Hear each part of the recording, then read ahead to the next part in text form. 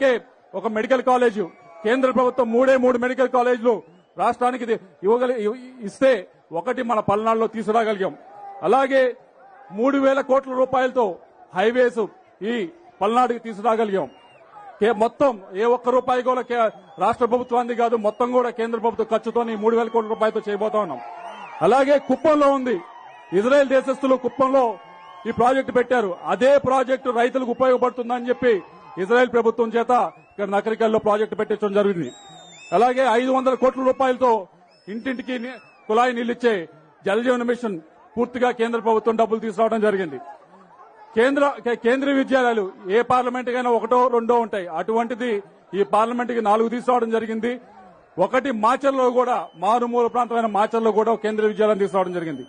అలాగే రైతులు చాలా మంది వచ్చారు, నన్ను అడిగారు, అయ్యా మార్కెటింగ్ యార్డ్ లో డబ్బులు లేవు, ఏదైతే పొలాలకు వెళ్లాలో దానికి దారులు లేవు అని చెప్పి అడగడం జరిగింది. మార్కెటింగ్ యార్డ్ లో డబ్బులు లేకపోతే వదిలేయండి, మీరు నేను కలిసి చేద్దామని చెప్పి 400 కిలోమీటర్ల రోడ్లు, పొలాలకు వెళ్లే దారులు, ఒక్క రూపాయి గవర్నమెంట్ నుంచి తీసుకోకుండా 400 కిలోమీటర్ల రోడ్లు వేయగలిగాం ఈ 4 సంవత్సరాల్లో కూడా.